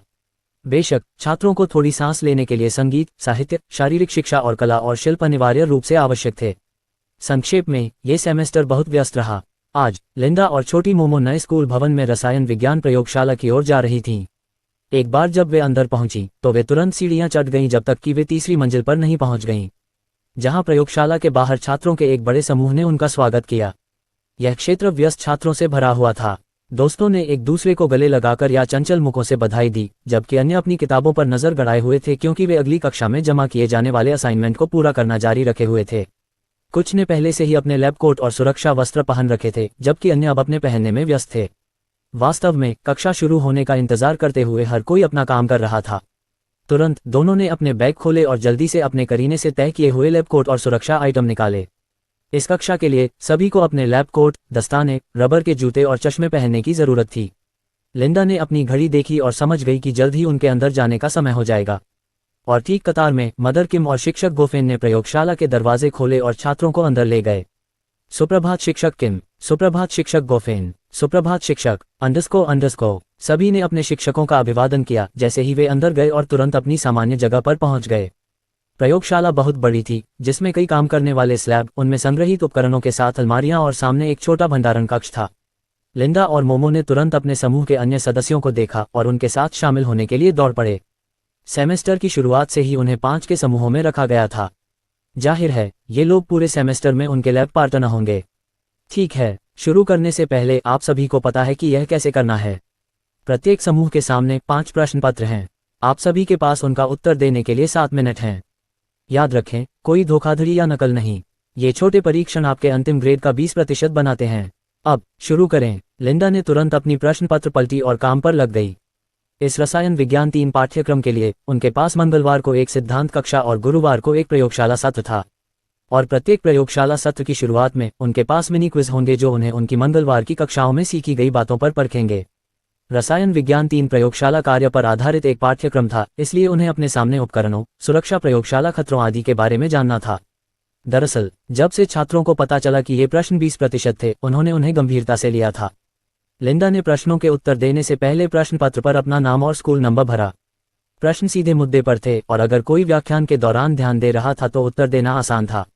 और बस ऐसे ही समय तेजी से बीत गया। 7 मिनट बाद शिक्षक गोफेन ने क्विज वापस एकत्र किए और पेपर एकत्र किए गए। मदर किम ने आज के प्रयोग के लिए लैब मैनुअल शीट वितरित करना शुरू कर दिया। ठीक है, प्रयोगशाला प्रयोग शुरू करने से पहले आइए हम सबको याद दिला दें कि टीचर विनी ने रसायन विज्ञान 2 में आप सभी के साथ क्या किया है। मदर किम ने कहा। छात्रों ने तुरंत अपनी किताबें और लेखन सामग्री निकाली, जबकि अन्य ने अपनी किताबों के पन्नों को आखिरी पेन से भरे पन्ने पर पलट दिया। छात्रों के लिए यह जानना महत्वपूर्ण था कि वे आज क्या प्रतिक्रियाएं करने जा रहे हैं, इसलिए उनके लिए यह अच्छा था कि वे पहले जो पढ़ाया गया था उसे याद कर लें। तो हमेशा की तरह आइए देखें कि आप सभी ने अब तक क्या सीखा है। मुझे हमारे आसपास रसायन विज्ञान के कुछ उदाहरण चाहिए। कोई है? मदर किम ने पूछा जब वह छात्रों के हाथ उठाने का इंतजार कर रही थी। हाँ फिलिपा, उसने कमरे के सामने एक छोटी लड़की की ओर इशारा करते हुए कहा। हवा अनिवार्य रूप से रसायन विज्ञान है, क्योंकि यह लगातार रासायनिक परिवर्तन से गुजरती रहती है। उदाहरण के लिए, हम कार्बन डाइऑक्साइड छोड़ते हैं और ऑक्सीजन लेते हैं, इसलिए हवा हमेशा बदलती रहती है। साथ ही जब भी जलने से धुआं वायुमंडल में छोड़ा जाता है तो हवा में भी परिवर्तन होता है, इसलिए ये रसायन विज्ञान का हिस्सा है। सही, हमारे आसपास रसायन विज्ञान के कोई और उदाहरण? किम ने पूछा। हमारा शरीर, समुद्र, जब हम रोटी बनाते हैं। किम ने हमारे आसपास रसायन विज्ञान के सभी उदाहरणों को सुना। उसने स्वीकृति में सिर हिलाया। लेकिन जब किसी ने ब्रेड बनाने का उदाहरण दिया तो कुछ लोग हंस पड़े, क्योंकि उन्हें लगा कि यह निश्चित रूप से गलत है। ब्रेड बनाना रसायन विज्ञान कैसे हो सकता है? अच्छा, ये सभी अच्छे उदाहरण हैं। अब ब्रेड बनाने पर ध्यान दें, जो अनिवार्य रूप से बेकिंग है। जब वह बोल रही थी तो कुछ छात्रों ने उसे संदेह से देखा। वे इसे बिल्कुल भी नहीं मान रहे थे। चलो थोड़ा पीछे हटते हैं और मूल बातों पर वापस जाते हैं। रसायन विज्ञान क्या है? फिर से कुछ लोगों ने अपने हाथ ऊपर उठाए, जबकि अन्य अपनी पुस्तकों को पलट रहे थे। हाँ कालिस, यह विभिन्न प्रकार के पदार्थों का विज्ञान है और वह पदार्थ कैसे बदलता है। सही, तो हम बेकिंग और रसायन विज्ञान को एक साथ कैसे जोड़ सकते हैं? उसने पूछा। सभी ने कुछ देर सोचा, फिर और हाथ फिर से उठे। बेकिंग और केमिस्ट्री दोनों में ही सावधानीपूर्वक समय और माप की आवश्यकता होती है, किसी ने उत्तर दिया। दोनों ही मिश्रण के निर्माण का परिणाम हैं। अद्भुत। बेकिंग में हम अंडे, मक्खन, दूध और आटे जैसे पदार्थ को एक नए मिश्रण में बदल सकते हैं, जिसका उपयोग बाद में ब्रेड बनाने में किया जाएगा। और इसी तरह केमिस्ट्री में कई पदार्थ मिश्रण बनाते हैं जो नए उत्पादों को जन्म देते हैं। तो संक्षेप में, जब पदार्थ में परिवर्तन होता है तो एक रासायनिक प्रतिक्रिया होती है। यहाँ तक कि आटा मिलाना और बनाना भी रसायन विज्ञान है। और इससे भी अधिक, आटे को आग पर गर्म करने से आटे के गुण बदल जाएंगे और यह सख्त हो जाएगा, जिससे ब्रेड बन जाएगी। ओह, छात्रों ने जवाब दिया, जबकि माँ किम बोल रही थी। लिंडा और उनके समूह के सदस्य मिश्रण, रासायनिक परिवर्तन आदि जैसे सभी मुख्य बिंदुओं को लिखते रहे। जब से उसने केमिस्ट्री की कक्षाएं लेना शुरू किया है, दुनिया के बारे में उसका नजरिया बदल गया है। वह सोचने लगी कि कौन सी रासायनिक प्रतिक्रिया से यह उत्पन्न होगा और कौन सी रासायनिक प्रतिक्रिया से वह उत्पन्न होगा। वास्तव में उसकी पूरी दुनिया अब रसायन विज्ञान से भर गई थी। क्या कोई ऐसे रासायनिक परिवर्तन का उदाहरण दे सकता है जिसे पूर्ववत नहीं किया जा सकता? शिक्षक गोफिन ने पूछा। लिंडा ने तुरंत अपना हाथ उठाया। जब लकड़ी जलती है, जैसे ही लकड़ी जलती है वह राख में बदल जाती है। राख कभी भी वापस लकड़ी में नहीं बदल सकती, इसलिए जलना एक रासायनिक परिवर्तन है जिसे फिर कभी पूर्ववत नहीं किया जा सकता। और रासायनिक परिवर्तनों की विशेषताएं क्या हैं? कुछ रासायनिक परिवर्तन पदार्थ का रंग बदल देते हैं, जैसे राख का कालापन। वे गंध भी बदल देते हैं, जैसे जब रोटी को ओवन से निकाला जाता है।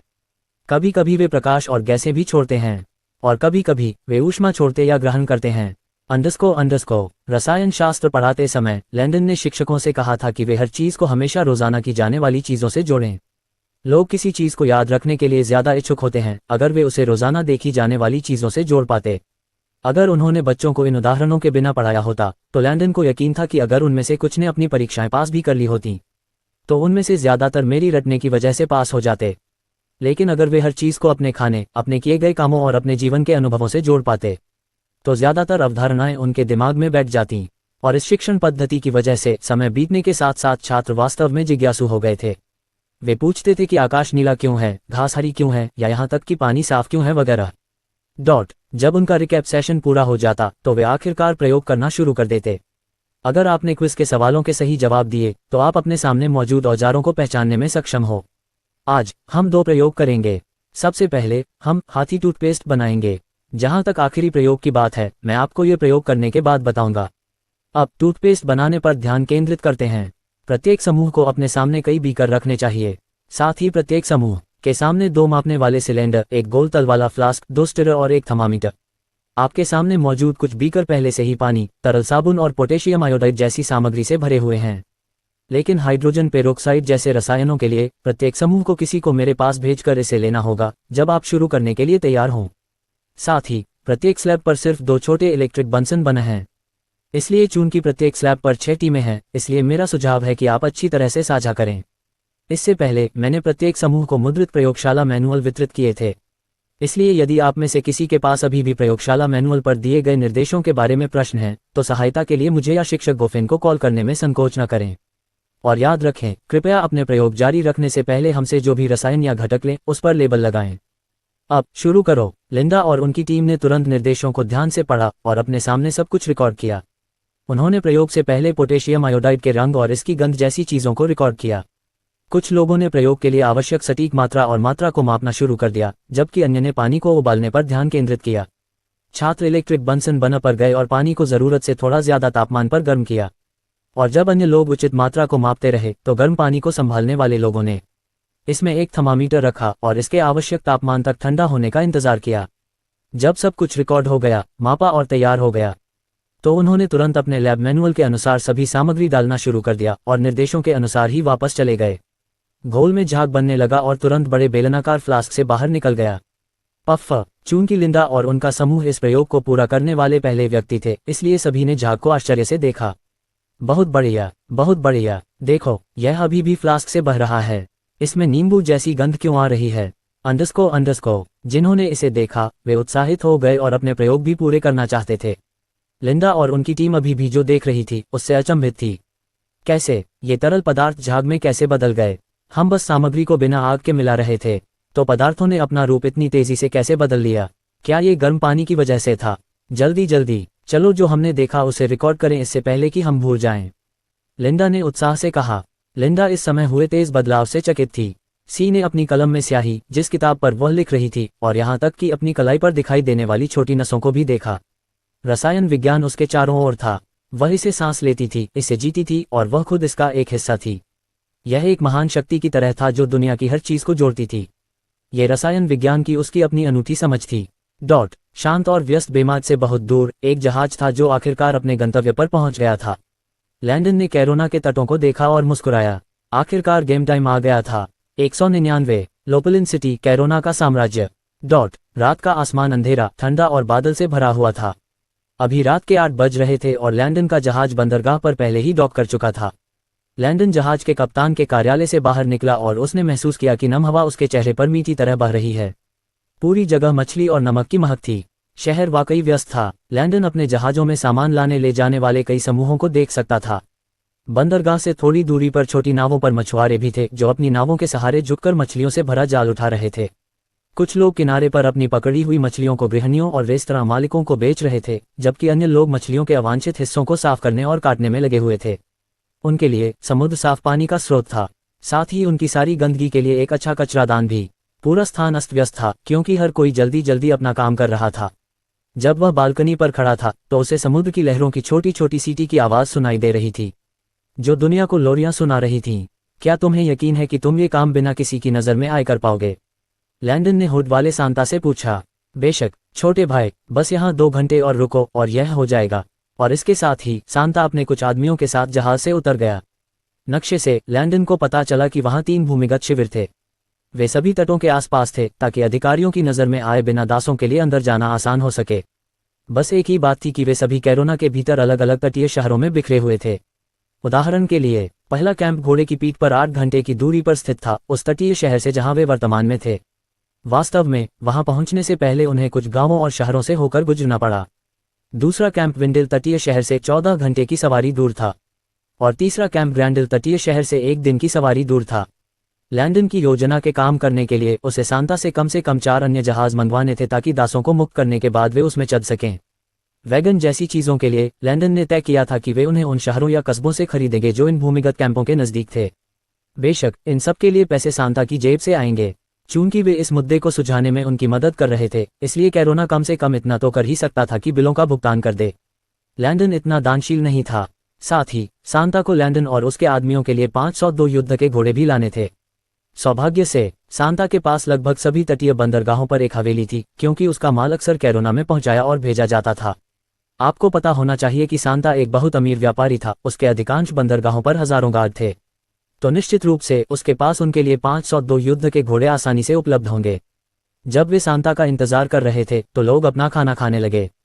वे 8 घंटे की यात्रा पर जाने वाले थे, इसलिए रात का खाना वास्तव में जरूरी था। समय पीछे की ओर उड़ गया और आखिरकार सांता वापस आ गया। शहर के बाहर सब कुछ तैयार है। छोटे भाई, तुम्हारे वापस आने में कितने दिन लगेंगे? क्या मुझे तुम्हारे लिए और गार्ड भेजने चाहिए?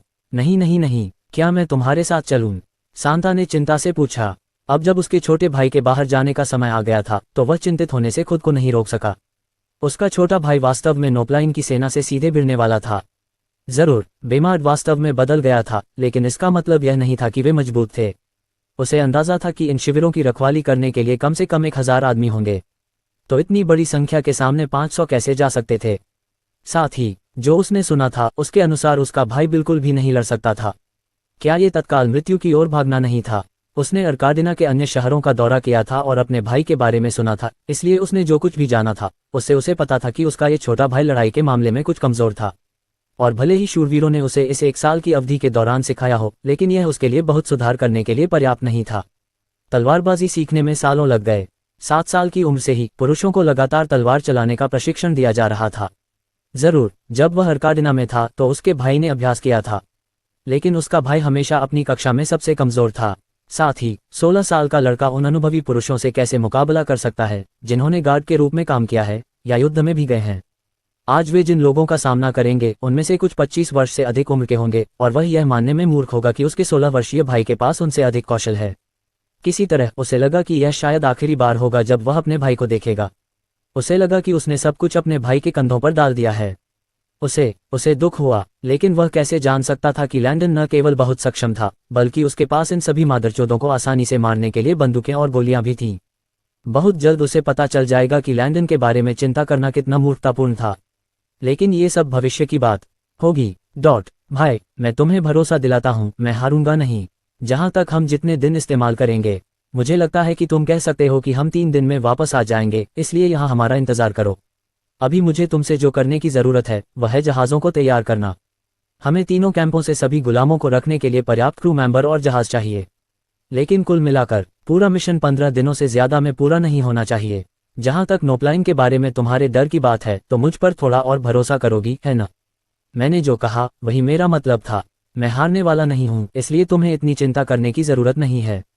लैंडन ने भरोसा दिलाया। वह कैसे हार सकता है? जहाँ तक उसका सवाल है, ये सिर्फ आदमियों के लिए निशाना साधना था। बस इतना ही। सांता ने उसकी तरफ देखा और बेबसी से अपना सिर हिलाया। उसका छोटा भाई वाकई अपनी होने वाली पत्नी जितना ही जिद्दी था। उससे बात करना ईंट की दीवार से बात करने जैसा था। ठीक है, मैं इस पर आपकी बात पर यकीन करूंगा, लेकिन अगर यह बहुत मुश्किल हो जाए तो मेरी एक मदद करो। भाग जाओ। जरूर। लैंडन ने सांता से कुछ देर बात करने के बाद उसने और उसके आदमियों ने जल्दी से अपने हुड वाले लबादे पहने और तुरंत जहाज से उतर गए। जब वे लोग बंदरगाह पर पहुंचे तो वे व्यस्त भीड़ से गुजरते हुए बेहद सतर्क हो गए। उनके दिमाग में उनका मिशन पहले ही शुरू हो चुका था। कैरोना के रीजनल सिटी के बाहरी इलाके में। कैरोना से 8 घंटे की लंबी यात्रा के बाद वे आखिरकार अपने गंतव्य की ओर पहुंच गए थे। यहां आने के लिए उन्होंने सड़कों के बजाय जंगल के रास्तों से गुजरने का फैसला किया था। अगर लोग 500 से ज्यादा लबादे पहने लोगों को कैरोना में चलते हुए देखें तो ये कुछ हद तक संदिग्ध होगा। इससे भी बदतर, लोग जिज्ञासा के कारण उन्हें निराश करना शुरू कर सकते हैं। किसी को ये जानना था कि इन शिविरों में से एक का रीजनल शहर के इतने करीब होना, इसका मतलब है कि शहर के भीतर सत्ता में बैठे लोगों को वहां होने वाली हर चीज के बारे में पता था। शायद उन्हें अपना मुंह बंद रखने की धमकी दी गई हो या उन्हें रिश्वत दी गई हो। किसी भी तरह सड़कों पर चलने से उनके संभावित दुश्मनों का ध्यान उनकी ओर जाएगा। उन्हें ये भी संदेह हो सकता है कि उन्हें रानी या रईसों ने भेजा है और ये लैंडन नहीं चाहता था। इसलिए वे एक जंगल के रास्ते से गुजरे थे जिसका इस्तेमाल इस यात्रा के दौरान व्यापारी आमतौर पर करते थे। लोपुलिन के तटीय शहर से रीजनल शहर की ओर जाने वाले कई व्यापारी वन मार्ग थे, लेकिन लैंडन ने सबसे कठिन और खतरनाक मार्ग चुना। इस तरह उन्हें रास्ते में बहुत से लोगों से मिलने की गारंटी नहीं थी। यह आमतौर पर इलाके की वजह से मुश्किल था और खतरनाक इसलिए क्योंकि डाकू वहां छिपे रहते थे। लेकिन कुल मिलाकर लैंडन ने इसे पुरुषों के लिए अधिक अभ्यास के रूप में देखा। मज़ेदार बात यह है कि उनकी पूरी यात्रा आनंदमय थी और किसी ने उन पर हमला करने की कोशिश भी नहीं की थी। ऐसा इसलिए था क्योंकि वे संख्या में बहुत अधिक थे और वे डाकू एक छोटे समूह में केवल 50 या उससे अधिक थे। असली खूनी गिरोह गांवों, कस्बों और यहां तक कि शहरों में भी कब्जा कर लेते हैं। वे केवल सामान चुराने के लिए जंगल में छिपने के लिए कभी नहीं निकलते। इसके बजाय वे पूरे शहर से अपने मासिक उत्पादों और पैसे का एक निश्चित प्रतिशत लेते थे। इसलिए ये डाकू जो पूरे दिन जंगल में छिपे रहते थे वास्तव में छोटे थे और आमतौर पर चूंकि अधिकांश व्यापारियों ने इन खतरनाक सड़कों का उपयोग करना बंद कर दिया था, इसलिए इनमें से अधिकांश छोटे चोरों ने भी अपने चोरी के स्थानों को अन्य वन पथों में बदल दिया था। वैसे भी लैंडन और उसके आदमियों ने वर्तमान में रीजनल सिटी की देखरेख करने वाली एक चट्टान के ऊपर डेरा डाला हुआ था। लैंडन ने उनके कैंपसाइट के चारों ओर घूमकर पूरे क्षेत्र को सिस्टम पर चिन्हित किया। वास्तव में जब से वह घूम रहा था तब से वह सिस्टम के नक्शे पर ट्रेल को मैप और मार्क कर रहा था। माना कि अगर वह चाहता तो इस दुनिया में हर दूसरी जगह देख सकता था, लेकिन जब वह उसका क्षेत्र नहीं था तो उसे ऐसा करने के लिए सिस्टम को भुगतान करना पड़ता। वह फिर से लेवल अप करने के लिए अधिक अंक बचाने की कोशिश कर रहा था, इसलिए वह खुद को इतना मितव्ययी कैसे होने दे सकता था। भले ही कैरोना उसका क्षेत्र नहीं था, फिर भी उसने ट्रेल और इस कैंपसाइट को अपने क्षेत्र के हिस्से के रूप में चिन्हित और जोड़ा। इस तरह भले ही वह बेमार में इस विशेष हिस्से को देखना चाहता था, लेकिन उसे सिस्टम को फिर से भुगतान करने की आवश्यकता नहीं होगी। हर चीज के लिए अंक खर्च करने पड़ते हैं और अभी उसके पास अंक कम हैं। उसने पैसे कमाने, शहर की दीवारों के लिए मिसाइल रॉकेट लॉन्च, भोजन, खिलौने इत्यादि के बारे में जानकारी प्राप्त करने पर अंक खर्च किए हैं। सुनो, अभी सुबह के 5:35 बजे हैं और मुझे लगता है कि सभी लोग बहुत थके हुए हैं, तो मैं आप सभी को दोपहर 1 बजे तक आराम करने दूंगा। जब तक आप सोएंगे मैं जागता रहूंगा और कैंप की रखवाली करूंगा। अब सो जाओ, यह आदेश है। चुप्पी। सभी लोग हैरान थे। उन्होंने महामहिम को सोते हुए नहीं देखा था, इसलिए वे उन्हें सोते समय कैंप की रखवाली करने की अनुमति कैसे दे सकते थे? क्या वह भी थके हुए नहीं थे? किसी तरह यह विचार उन्हें अच्छा नहीं लगा। माना कि वे थके हुए थे और उन्हें बहुत नींद आ रही थी, लेकिन वे अपने कमांडर और राजा को जागते रहने की अनुमति कैसे दे सकते थे जबकि वे खर्राटे ले रहे थे? वे वास्तव में छू गए। महामहिम दयालु और निस्वार्थ थे। गैरी और ट्रे भी इस विचार से कुछ असहज थे। उन्हें लगा कि अगर वे वास्तव में लैंडन के आदेश का पालन करते हैं तो उन्हें अच्छी नींद के बजाय बुरे सपने आएंगे। वे राजा को अकेले ऐसा काम कैसे करने दे सकते थे? तुरंत कई लोगों ने अपनी शिकायतें व्यक्त करना चाहा, लेकिन इससे पहले कि वे कुछ कह पाते, लैंडन ने फिर से अपने आदेश जारी कर दिए। मैं सभी की चिंता को समझता हूं और उसकी सराहना करता हूं, लेकिन हमें यह नहीं भूलना चाहिए कि हम यहाँ क्यों हैं। जब रात होगी तो आप सभी अपना पहला बचाव अभियान चलाएंगे। आज रात आप सभी उन गरीब बच्चों को बचाएंगे जिन्हें उन जानवरों ने पकड़ लिया है। उन मासूम बच्चों के लिए आप इस ठंडी और अंधेरी दुनिया में उनकी रोशनी और उम्मीद बनेंगे। उन सभी बच्चों ने इस दुनिया के सबसे बुरे अनुभव किए हैं, अपहरण से लेकर यौन शोषण के लिए मजबूर होना, भूखा रहना और यहाँ तक कि पिंजरे में दूसरों को मारने के लिए मजबूर होना। इन बच्चों ने ये सब देखा है। उनमें से कुछ रोए हैं और यहाँ तक कि खुद को मारने के बारे में भी सोचा है, जबकि अन्य खराब स्वास्थ्य के कारण मर गए हैं। उनमें से कुछ ने कई दिनों से खाना भी नहीं खाया है, जबकि अन्य पूरी रात सोए भी नहीं हैं। तो मुझे बताओ, क्या मेरी नींद उनकी नींद से ज़्यादा महत्वपूर्ण है? मैं ये कर सकता हूँ क्योंकि मैं जानता हूँ कि यह मिशन कितना महत्वपूर्ण है। मुझे आप सभी से युद्ध के दौरान अपना सर्वश्रेष्ठ प्रदर्शन करने की आवश्यकता है, इसलिए आपको अब बिस्तर पर जाना चाहिए। यहाँ आप सभी में से हर एक मेरे लिए बहुत प्रिय है, इसलिए मैं नहीं चाहता कि आप में से कोई भी नींद की कमी के कारण युद्ध के दौरान अपनी जान गंवा दे। अब मैं इसे आखिरी बार कहूँगा, सो जाओ। इस बार पुरुषों ने तुरंत आज्ञा मान ली। वे जानते थे कि महामहिम सही थे, लेकिन ये सिर्फ इतना था कि जैसे जैसे वे स्वप्नलोक में चले गए, उन्हें अभी भी इस विचार से अपने दिल में थोड़ा दर्द महसूस हुआ कि महामहिम भी सो नहीं रहे हैं। सच में उन्हें चिंता करने की कोई बात नहीं थी। सिस्टम, अगर कोई किसी भी दिशा से इस पहाड़ी पर चढ़ने का प्रयास करता है तो मुझे सूचित करें। लैंडन ने मन ही मन कहा। चट्टान वर्तमान में एक ऊंची पहाड़ी के किनारे पर थी और चट्टान के ठीक नीचे रीजनल शहर में जाने वाली आधिकारिक सड़क थी। हाँ मेजबान, सिस्टम ने उत्तर दिया। इसके अलावा मुझे सूचित करें कि मेरे किसी भी आदमी ने कब जगाया है। आमतौर पर लैंडन एक टाइम कैप्सूल की गोली का उपयोग करता और सिस्टम के भीतर आराम करता, लेकिन इस विशेष स्थिति में ये केवल अंकों की बर्बादी होगी। जो उसके पास नहीं था बहुत हो गया। वास्तविक दुनिया में 1 घंटा समय कैप्सूल में 5 दिन के बराबर था। इसलिए चूंकि उसने लोगों से 7.5 घंटे सोने के लिए कहा था, तो क्या यह उसके लिए समय कैप्सूल में सिर्फ सोने के लिए बिताने के लिए बहुत ज्यादा समय नहीं होगा? और अगर उसने सिर्फ एक कैप्सूल खरीदा भी तो 1 घंटे के बाद उसे बाहर निकलना होगा, जो कि सुबह 6:30 बजे के आसपास होगा। उस समय से लेकर दोपहर 1 बजे तक वह क्या करेगा? वास्तविक दुनिया में सोना ही एकमात्र स्थिति थी, इसलिए उसने कैंप से थोड़ी दूर एक बड़े पेड़ पर चढ़ने और उसकी चौड़ी शाखाओं पर सोने का फैसला किया। उसके पास सिस्टम था, इसलिए अगर कुछ भी हुआ तो उसे पता चल जाएगा। एक आरामदायक पेड़ का बिस्तर बनाने के बाद उसने जल्दी से अपना मॉनिटर चालू किया और कैंपस साइट को देखा। जीज, थके हुए लोग सभी गहरी नींद में सो रहे थे। उसने अपनी आंखें बंद कर लीं और तुरंत सपनों की दुनिया में उनके साथ शामिल हो गया। आज रात खूनी शो होने वाला था। आप सभी को सुनने के लिए धन्यवाद।